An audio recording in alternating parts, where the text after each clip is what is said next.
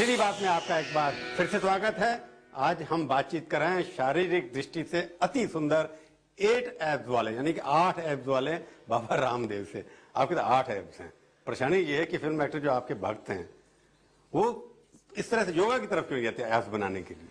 देखिए, पहली बात तो है कि ये शाहरुख खान दिखाता फिर रहा है कि मेरे एब्स ये हैं। 6 एब हो या 8 हो, पहली बात तो है कि पेट जो है बेचारा गरीब आदमी दिखाता है, भिखारी आदमी दिखाता है। पापी पेट का सवाल है, तो मैं इस देश को भिखारी नहीं बनाना चाहता, खाली पेट की मसल से बनवाता। शाहरुख खान तो आप दिखा के फिल्म सक्सेस कर ली उससे यदि वो जो है क्या ना वेट लिफ्टिंग से और दूसरी चीजों से भी 6 बनते होंगे तो प्राणायाम से 8 बनते होंगे। मेरे पास में उसका एविडेंस है। और दूसरी बात, खाली पेट को योग सुंदर नहीं बनाता है। योग करने से व्यक्ति के बाल काले घने रहते हैं, उसकी आंखों में एक तेज रहता है, चेहरे को नूर रहता है, दांत उसके मोती की तरह चमकते हुए होते हैं, उसकी भुजाओं में बल होता है और उसका हीमोग्लोबिन हाई होता है। यदि हमारा 8 हीमोग्लोबिन है तो हम 8 घंटा काम कर सकते हैं। यदि हमारा 12 हीमोग्लोबिन है तो 12, यदि हमारा 16-17 हीमोग्लोबिन है तो 16-17 घंटा हम काम कर सकते हैं। मेरा 16 से 17 के बीच 16.1 16.5 मेरा हीमोग्लोबिन रहता है। मैं 16 घंटा काम करता हूं और जो है हमेशा ऊर्जा से भरा हुआ रहता हूं। कभी कोई मुझे थका हुआ नहीं देख सकता। तभी आप चैलेंज कर रहे हैं ना पॉलिटिशियंस को भी। मैं इस देश के लोगों का पुरुषार्थ जगाना चाहता हूं। आपको शायद ये जानकर के भी हैरत होगी, करीब 40,000 करोड़ रुपए इस देश का ज्योतिष का बजट होता है।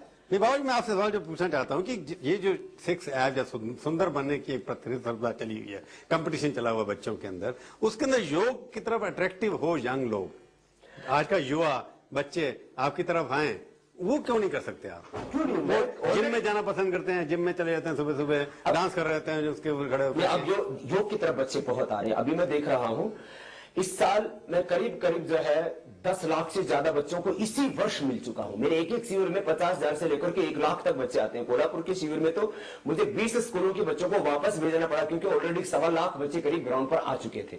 तो अब बच्चे योग करके सुंदर बनना चाहते हैं, स्वस्थ बनना चाहते हैं, प्रतिभावान बनना चाहते हैं, वो अपनी मेमोरी को बढ़ाना चाहते हैं, अपनी हाइट को बढ़ाना चाहते हैं, आईसाइट को बढ़ाना चाहते हैं, अपना जो IQ लेवल बढ़ाना चाहते हैं। और उनके लिए एक बहुत बड़ी प्रेरणा ये भी होती है के बाद भी लाना चाहते हैं मेरी तरह। चेहरे पर लालिमा और बालों में कालीमा, ये तो सबको बात। मेरा तो वो नहीं आते, वैसे लोग आते हैं ना एलोपैथी से, लोग आते हैं आपके एलोपैथी के द्वारा बाल भी वापस आ जाते हैं ना योगा के में। तो लोग जो है वो चिपका देते हैं, वो जैसे धान ग्राफ्टिंग करते हैं। तो बुआई से अच्छा है कि नेचुरल, यदि आपके बाल अच्छे हो जाएं।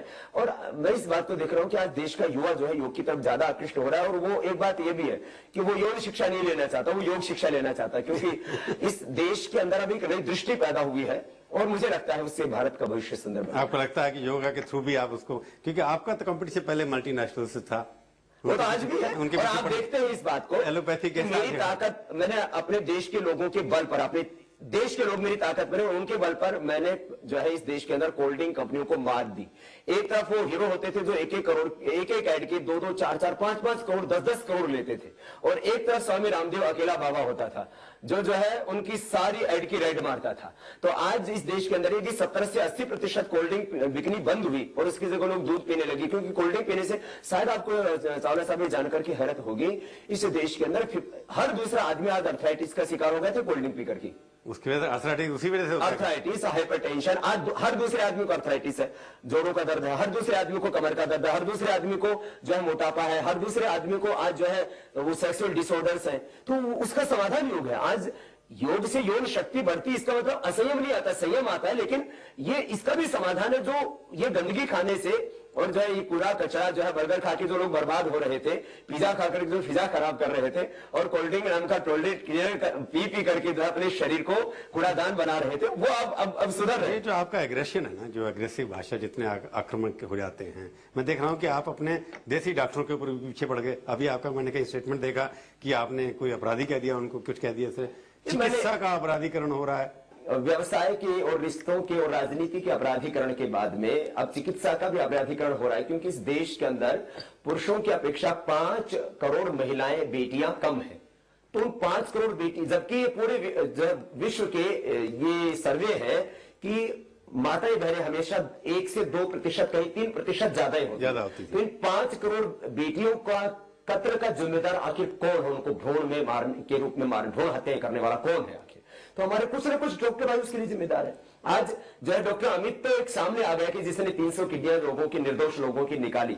बाकी और कितने लोग हैं जो इस तरह के धंधों में लीन रहते हैं। अनावश्यक टेस्ट, अनावश्यक महंगी दवाइयां, अनावश्यक ऑपरेशन, जिसको देखो वहीं पर चाकू लेकर के तैयार रहते हैं। जीवन रक्षक दवाइयां या आवश्यक ऑपरेशन बहुत जरूरी है, लेकिन मैंने कहा ये ऐसा नहीं कि सबके ऊपर मैंने कहा, लेकिन ये सच है इस देश का, इसको कोई नहीं नकार सकता कि आज जो है एक मुर्दे के टेस्ट कर दिए जाते हैं। तो बाबा जी जो चीजें उठा रहे हैं, इसके पीछे मुद्दा होगा ना कि आपका असली उद्देश्य क्या है? मेरा असली मकसद तो यह है पतंजलि से कब्जा तो हो गया, इसके बाद कहां कब्जा करना है दिलों में? नहीं देखिए, सब कुछ दिल से ही होता है और दिमाग से होता है, तो योग से दिल और दिमाग अच्छे हो जाते हैं। मैं तो कहता हूं इस देश की संपूर्ण समस्याओं का समाधान योग है। योग से जहां करीब 5 लाख करोड़ रुपए की आर्थिक इनकम इस देश की बढ़ेगी, वो जो दवाओं में बर्बाद बह रहा था पैसा वो बचेगा। इसके साथ साथ इस देश का पुरुषार्थ जगेगा। और एक बड़ी बात यह होगी, आज अशांत मन में हिंसा पैदा हो रही है, घृणा पैदा हो रही है, आज आतंकवाद पैदा हो रहा है, प्रांतवाद पैदा हो रहा है, भाषावाद की आग लग गई इस देश के अंदर। और आपने प्रांतवाद की बात की, आपने राज ठाकरे के ऊपर भी अटैक किया। देखिए, मैं किसी व्यक्ति के ऊपर कभी अटैक नहीं करता। मैंने कहा कि महाराष्ट्र की परंपरा अध्यात्मवाद की और राष्ट्रवाद की रही है। जो गोखले जी हो या तिलक जी हो या वीर सावरकर जी हो या छत्रपति शिवा, इस देश के लिए उन्होंने सोचा और इस देश को महान बनाया।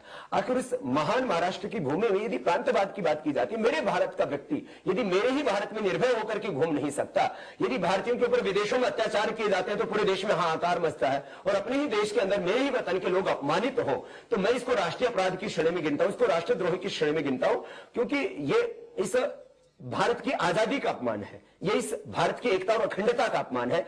मैंने कहा कि ये राष्ट्रीय अपराध है, ये राष्ट्रद्रोह का काम है। इस तरह के जो है काम को राष्ट्रद्रोह की श्रेणी में गिनना चाहिए। ऐसे लोगों को वही सजा मिलनी चाहिए जो राष्ट्रद्रोहियों को मिलती है।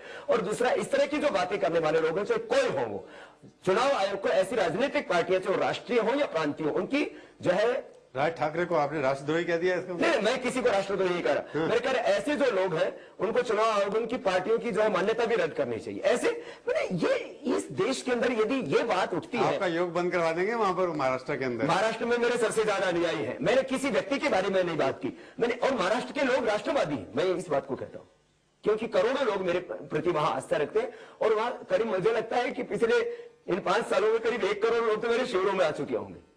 पर आपने जिस तरह से कहा, जिस तरह का आपने कहा कि राष्ट्र क्या जो मैंने बातें की आप उनसे सहमत नहीं सावला साहब? आप बताओ, एक पत्रकार होने के नाते, आप मेरा यद्यपि इंटरव्यू लेने आए, लेकिन मैं आपसे पूछता हूं एक देश का नागरिक होने के नाते, क्या जो मैंने बातें कही है गलत है? नहीं, आप जब इंडिया आप मेरी बातों को समर्थन मैं कहता हूं ना, इंडिया टुडे के 50 लोगों में आप आए हैं, तो जो बात आप कह रहे हैं वो एक राजनेता भी कहता है। आप पहली बार कह रहे हैं इसलिए थोड़ी बेटर लग रही है। इस देश का संत, इस देश का फकीर, इस देश का सन्यासी यदि देश हित की बात नहीं करेगा और कौन करेगा? राजनेताओं में कौन बोले? खाली वो लोग बोले जो बिहार के हैं, वो लोग बोले जो उत्तर प्रदेश वाले तो फिर भी नहीं बोले। ये देश मेरा है, मैं बिहार में पैदा नहीं हुआ, लेकिन मैं पूरे देश का दर्द अपने दिल में रखता हूं, पैदा हुए ना, क्योंकि मैंने कहा कि मैं इस देश में अपने तन में मैं अपना वतन देखता हूं और पूरे हिंदुस्तान में मैं स्वयं को देखता हूं। मैं हमेशा कहता हूं मेरे हर एक इंसान में मेरा हिंदुस्तान है, मेरे हर एक भारतवासी में मेरे भारत की तकदीर और तस्वीर, वही भारत का भाग्य विधाता है। आपकी आवाज में इतनी ताकत है, पर लगता नहीं कितनी उम्र के, मेरे को लगता है 20-22 साल के होंगे अभी आप। योग का यही तो कमाल है कि योग करने से आप में बच्चों जैसी निश्चलता, निष्कपटता, युवाओं जैसा जोश, प्रौढ़ों जैसा विवेक और सन्यासी जैसा समर्पण। तो मैं चाहता हूं कि मैं ऐसे ही रहूं सदा। आप वैसे 25 के हैं या कितने के हैं? यदि मैंने आपने उम्र बताई दी तो फिर आगे पहुंचता हूं, ये फिर रहस्य क्यों? चलो, मैं आपकी उम्र किसी एक ने पूछूंगा जरूर। हमारे स्टूडियो में आप आए, बहुत बहुत धन्यवाद। तो ये थी आज की मुलाकात। सीधी बात का ये कार्यक्रम आपको कैसा लगा? आप अपनी राय हमें ईमेल के जरिए भी भेज सकते हैं। हमारा ईमेल का पता है sb@aajtak.com। अगले हफ्ते आएगी बारी किसी और हस्ती की। इंतजार कीजिए तब तक और देखते रहिए आज तक।